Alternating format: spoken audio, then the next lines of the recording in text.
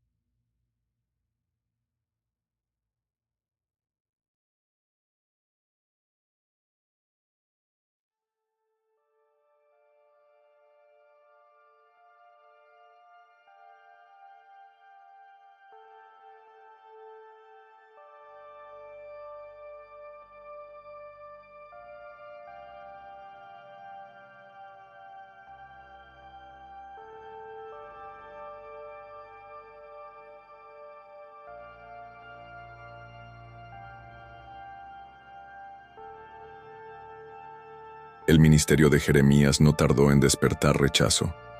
Su mensaje era incómodo, porque confrontaba los pecados que todos querían ocultar. Mientras el pueblo deseaba escuchar palabras de prosperidad y paz, Jeremías anunciaba juicio y arrepentimiento. Los reyes, sacerdotes y hasta sus propios vecinos comenzaron a odiarlo. Un día, el sacerdote Pasur, encargado del templo, golpeó a Jeremías y lo puso en el cepo como castigo público. Imagínalo, un profeta fiel siendo avergonzado frente a todos. Cuando lo soltaron, Jeremías lo miró y le dijo: Jehová no te llama Pasur, sino Magor Misabib, que significa terror por todas partes, profetizando su caída. La oposición era intensa. Los poderosos no soportaban que Jeremías declarara que Jerusalén sería destruida si no se arrepentían. Ellos creían que Dios nunca permitiría la caída de su templo, pero Jeremías repetía: si persisten en su pecado, Babilonia vendrá y arrasará esta ciudad. Mientras Jeremías lloraba con sinceridad, otros falsos profetas levantaban su voz para contradecirlo. Decían: no vendrá mal sobre vosotros, Dios está con Jerusalén. Habrá paz. El pueblo prefería esas palabras dulces a la verdad dolorosa. ¡Qué lección tan actual! Todavía hoy hay voces que dicen lo que la gente quiere escuchar, aunque no sea la verdad de Dios. Pero Jeremías se mantuvo firme, aún sabiendo que sería rechazado. Dios le había dicho: pelearán contra ti, pero no te vencerán, porque yo estoy contigo para librarte. El precio de esa fidelidad fue alto. Jeremías fue llamado traidor, acusado de desmoralizar al pueblo, encarcelado y hasta amenazado de muerte. Había momentos en que él mismo quería rendirse.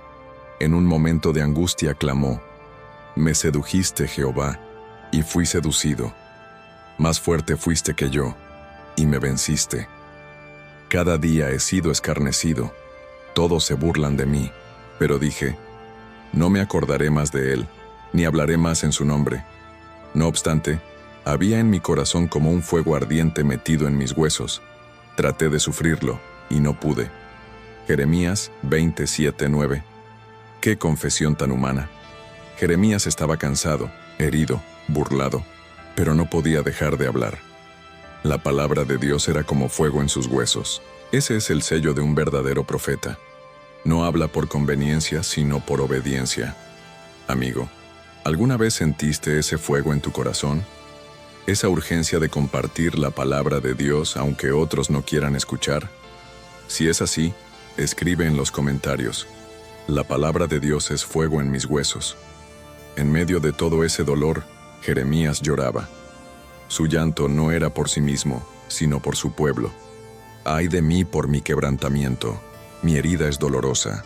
Mi tienda está destruida, todas mis cuerdas están rotas. Jeremías 10:19-20. El profeta veía con claridad lo que otros no querían aceptar. El desastre se acercaba. Él intercedía como un padre que ve a su hijo caminar hacia el abismo. Clamaba a Dios para que perdonara, pero también sabía que el juicio era inevitable si no había arrepentimiento. Esa tensión desgarraba su alma. Por eso se le llama el profeta llorón, porque sus lágrimas eran reflejo del dolor de Dios por un pueblo obstinado. ¡Qué contraste tan grande! Mientras los falsos profetas proclamaban éxito y seguridad, Jeremías se quebraba de rodillas. El verdadero siervo de Dios no busca aplausos, busca la fidelidad. Y esa fidelidad muchas veces cuesta soledad y lágrimas. Amado, ¿qué prefieres? ¿Palabras que te entretengan o palabras que te transformen? El pueblo de Judá eligió lo primero, y por eso no escuchó a Jeremías. Pero nosotros hoy podemos aprender de su ejemplo. Recibir la verdad aunque duela, porque solo la verdad trae libertad. El ministerio de Jeremías nos enseña que a veces seguir a Dios significa ir contra la corriente. No seremos populares, pero seremos fieles. Y al final, eso es lo único que importa.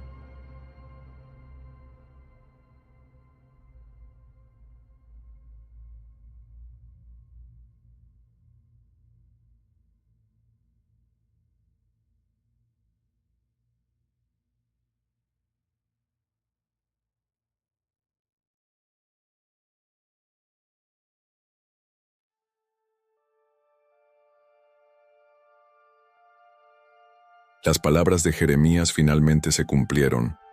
Babilonia avanzó con poder, sitiando Jerusalén y llevando cautivos a miles de judíos. El pueblo que había confiado en muros y rituales ahora veía cómo todo se desmoronaba. El templo, orgullo de Judá, estaba bajo amenaza. Aún así, muchos seguían sin escuchar. En lugar de arrepentirse, acusaban a Jeremías de ser derrotista. Los príncipes dijeron al rey Sedequías: «Muera este hombre, porque desalienta a los hombres de guerra que han quedado en esta ciudad», y a todo el pueblo, hablándoles tales palabras. Jeremías 38:4. El rey, débil y temeroso, lo entregó en sus manos. Jeremías fue arrojado a una cisterna vacía, donde se hundió en el lodo.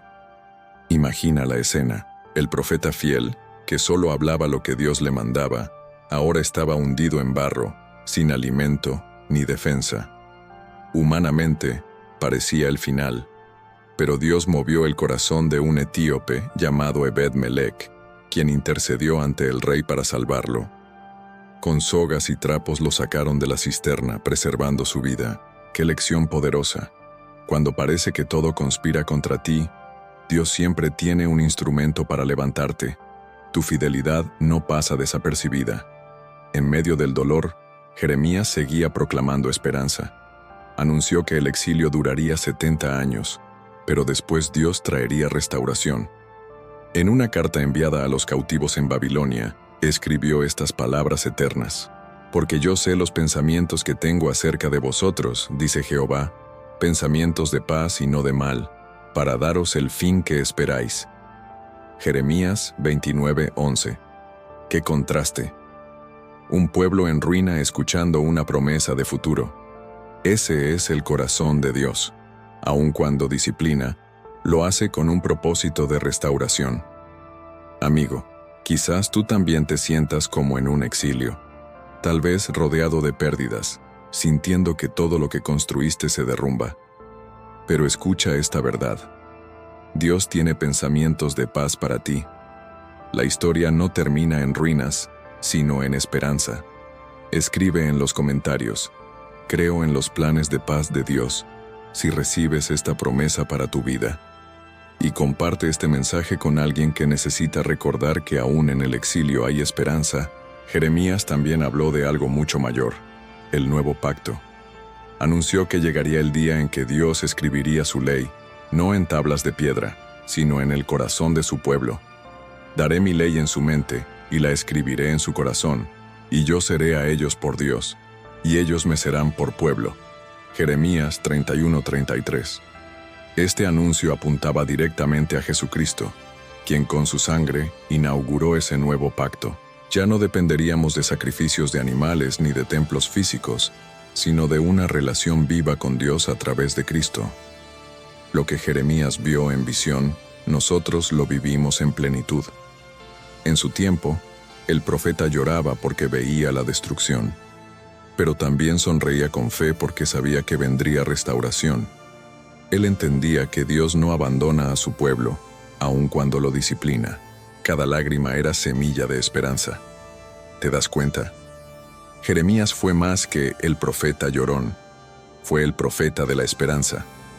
En medio de ruinas, seguía apuntando hacia un futuro de restauración. Ese es el tipo de fe que necesitamos hoy. Llorar por el pecado, pero confiar en la gracia de Dios.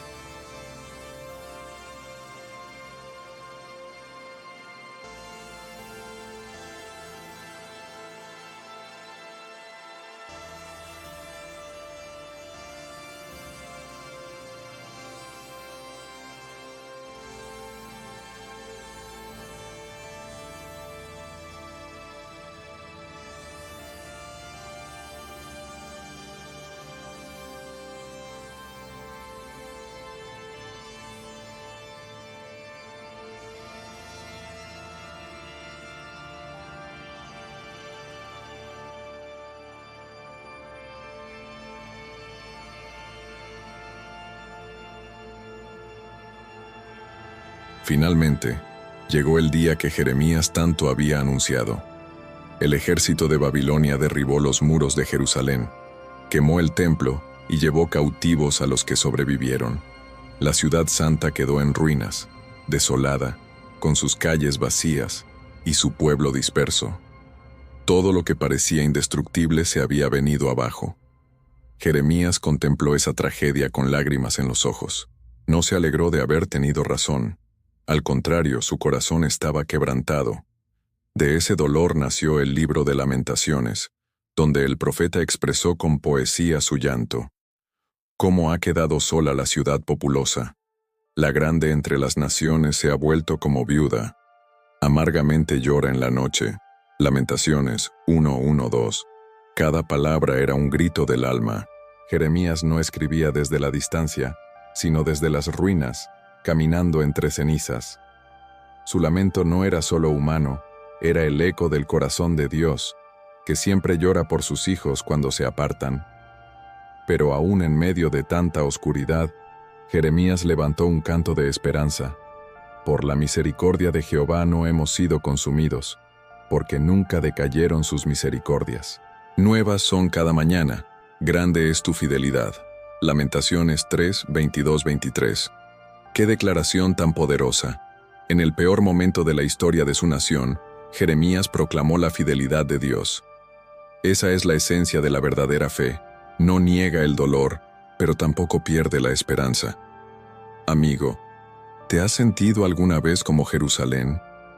Rodeado de ruinas, sintiendo que todo se derrumbó.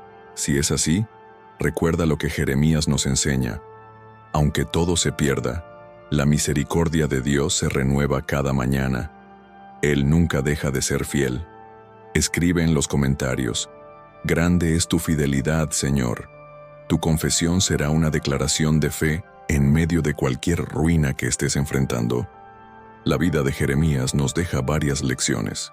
Primero, que seguir a Dios a veces significa ir contra la multitud. No es fácil ser fiel cuando todos prefieren la mentira, pero vale la pena. Segundo, que el verdadero siervo de Dios no solo anuncia juicio, también intercede y llora por los que sufren. Y tercero, que aun cuando parece que todo está perdido, la esperanza nunca muere porque Dios sigue siendo fiel. El legado de Jeremías no es solo su llanto, sino su perseverancia. Él se mantuvo fiel en un tiempo de apostasía general. Sus lágrimas nos recuerdan que la compasión es parte de la misión, y sus palabras de esperanza nos apuntan a Cristo, el cumplimiento del nuevo pacto que Él mismo anunció. Hoy nosotros somos llamados a ser como Jeremías, voces de verdad en medio de la confusión, intercesores que lloran por nuestra nación y mensajeros de esperanza para un mundo en ruinas. No es una tarea fácil, pero es el llamado de Dios. Si este mensaje tocó tu corazón, compártelo ahora mismo con alguien que necesite recordar que aún en la crisis, Dios es fiel. Tal vez un amigo que perdió la fe, una familia que atraviesa dolor, o incluso tu nación que necesita volver a Dios. La historia de Jeremías no termina en las lágrimas, termina en esperanza, porque aunque Jerusalén cayó, el Dios de Israel siguió de pie. Aunque el pueblo fue llevado cautivo, la promesa de restauración permaneció. Y aunque Jeremías lloró por su nación, también nos enseñó que las lágrimas sembradas en fe siempre producen fruto de esperanza. Hoy, más que nunca, necesitamos profetas con lágrimas en los ojos y fuego en los labios. Hombres y mujeres que no teman hablar la verdad y que no se cansen de interceder. Ese es el legado de Jeremías, y ese debe ser también el nuestro.